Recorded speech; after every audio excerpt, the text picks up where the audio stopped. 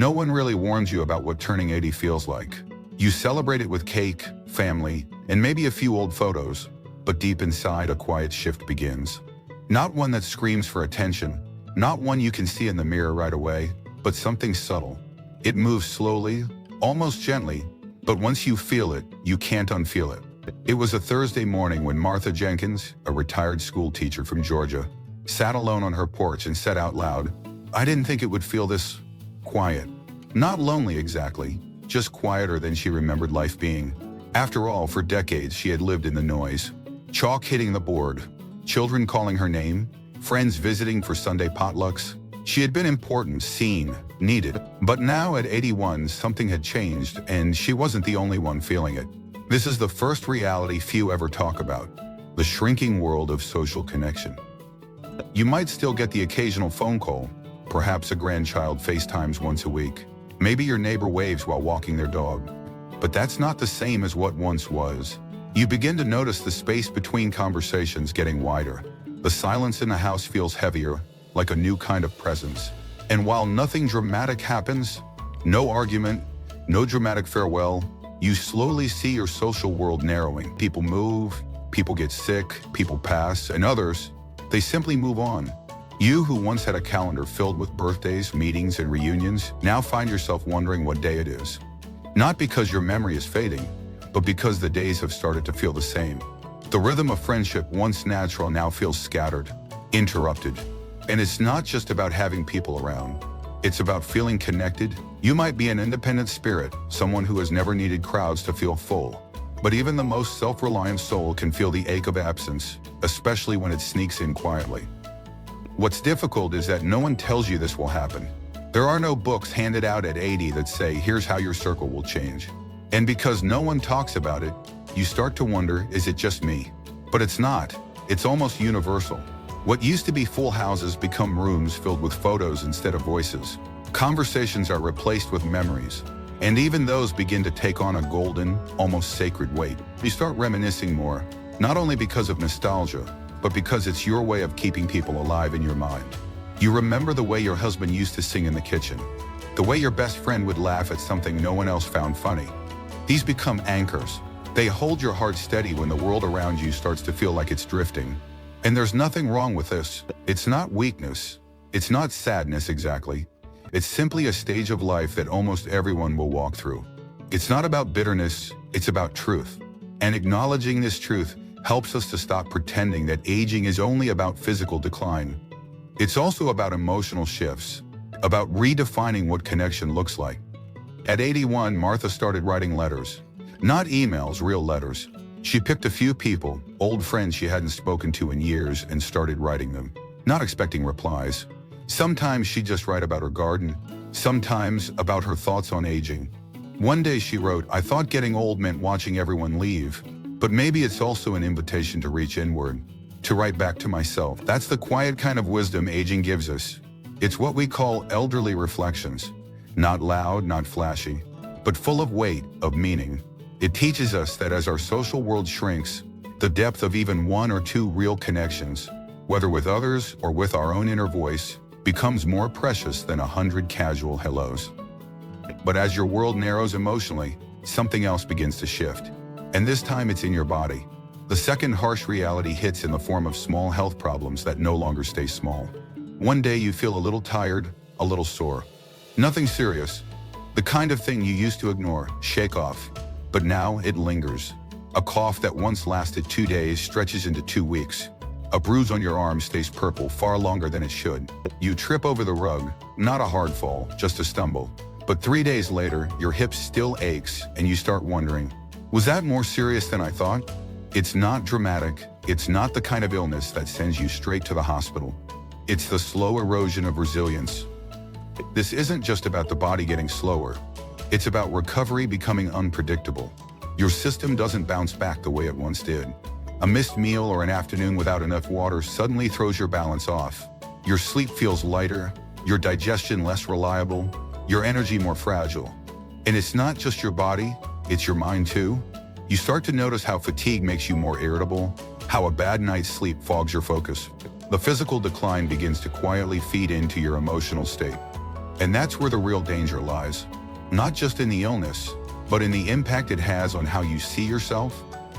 If you've always been tough, self-reliant, independent, this new fragility can feel like betrayal.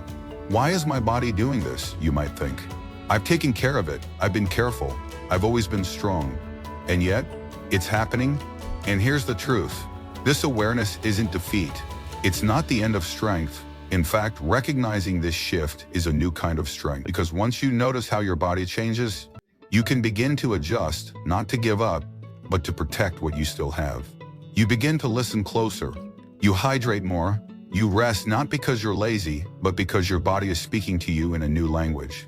And if you listen, you can move in harmony with it, instead of fighting against it. This is a key message we try to bring forward on this channel. Through stories rooted in elderly wisdom, senior health, and life lessons from the elderly, we want to give you not only understanding but dignity. And dignity means facing change without shame. It means knowing that you're valid. James, an 82-year-old former firefighter, put it this way: I used to be able to climb ladders, carry people out of buildings. Now I walk with a cane, but every time I walk, I do it with the same intention I had back then, to keep going no matter what. That's the kind of inspiration our elders pass down, not from their strength alone, but from their adaptability. James doesn't walk fast anymore, but he walks daily. He eats slowly, but he eats thoughtfully. He schedules naps like appointments, not because he's weak, but because he respects his body's rhythms. And in that, there is deep power. We live in a culture that celebrates youth, speed, and energy. But what we often miss is the quiet excellence of those who've learned to endure. Not just to survive, but to live with intention, even when the body doesn't cooperate. This is what we want every senior to remember. Your body might be more delicate now, but your presence, your story, your legacy has never been more valuable. And just as important, it's never too late to adjust, to thrive in new ways, to protect the energy you still have. The goal after 80 isn't to prove anything. It's to preserve your peace, to honor your journey, and to give your days the gentleness they deserve. There comes a time, usually quietly, without ceremony, when the room no longer shifts when you enter, when you speak and no one looks up, when the energy that once met you in social spaces begins to slip away, unnoticed. If you've passed your 80th birthday, you might have already felt this unsettling shift. You walk into a conversation and people keep talking as if you never arrived. You say something thoughtful, but someone younger interrupts, not out of rudeness, but assumption that you are done, or worse, that your voice doesn't carry weight anymore. It's a jarring experience, and it's not uncommon. In fact, it's the third harsh reality that no one prepares you for: the quiet loss of visibility in social spaces. This isn't about being ignored in a cruel, intentional way. It's far more subtle and in many ways more painful. It's about becoming invisible in a culture that prizes youth, speed, and novelty. It's about realizing that people no longer see you first, they see your age. And with that number comes an avalanche of assumptions: that you're fragile, that your opinions are outdated, that your value has diminished. But how do you explain to someone who wasn't there how deeply you've lived? That your wrinkles are not marks of decay but of experience. That your silences hold more than their noise. That your stories, your memories, your humor have survived wars, losses, heartbreaks, and still somehow retain their sparkle. This feeling of being quietly overlooked can sneak up on you. You might first notice it at a family gathering, your comment brushed aside, your idea unheard. Then it shows up in public spaces. A restaurant server addresses the younger person with "you," not "you." A doctor explains things to your adult child, as if you aren't capable of understanding. Slowly, piece by piece, the world starts looking through you instead of at you. It's more than being ignored. It's the erosion of presence, the quiet fading of relevance. And it hurts, not because you crave attention, but because you deserve dignity. Because after 80 years, you've earned the right to be heard, not just seen. Elderly wisdom is not trending on social media, but it should be. The reflections of those who've lived this long, who have seen generations come and go, offer more truth than many of today's experts. Yet often seniors must fight to be noticed, to not be talked over, to remind the world, I am still here, am still thinking, I am still alive. But here's what we've learned from hundreds of conversations with people in their 80s and beyond. Visibility may fade from the outside, but within there is a fire that doesn't go out, a quiet power that comes from having nothing left to prove, And with that power comes a choice, to shrink away or to shine. After years of feeling overlooked at book clubs and family gatherings, she started a blog, not to become famous, but to reclaim her voice. She shared poems, memories, reflections on aging. Her posts were honest and raw. "My body forgets sometimes," she wrote, "but my heart remembers everything." Within a year, her readership included people in their 30s, 40s, and even college students who said, "You've made me see aging differently." Eleanor didn't wait for visibility to be given to her, she claimed it. And you can too. Whether that means starting a small journal, recording your voice, writing letters, or simply refusing to stay silent in a room where your story matters. Because if you do not share your voice, others will fill the silence with assumptions. But when you do speak from the depth of lived experience, you remind the world, this is what dignity looks like. This is real inspiration. So what can you do when the world stops looking at you? Look back at yourself, deeply, proudly, patiently. Tell your story, share your thoughts, be present even when you feel unseen. Because the right people, the ones who matter, will lean in. And when they do, they will not just see you, they will feel you. That brings us to the fourth reality, one that is as much physical as it is emotional, the narrowing of your daily life. This change doesn't arrive like a storm. It creeps in gently, like dusk falling across a once sunny street. It starts when you realize that your favorite coffee shop closed down, that the friend who used to walk with you has moved into assisted living, that the street you once strolled every morning now feels too far, too uneven, too steep. The world, once wide and vibrant, begins to contract. Not all at once, but piece by piece. You begin going out less, not because you don't want to, but because getting there takes more effort. The sidewalks feel longer, the air feels heavier. Social events that once gave you joy now leave you exhausted. You start turning down invitations, not out of disinterest, but self-preservation. And then one day you look up and realize your routine has become very small. Breakfast, reading, maybe a walk, lunch, a nap, television, dinner, phone call, sleep. The same chair, the same view, the same clock ticking. There is nothing wrong with routine, but for many seniors, especially after 80, this contraction of the world can feel suffocating. It brings with it a sense of loss, not just of places, but of purpose, of stimulation, of spontaneity.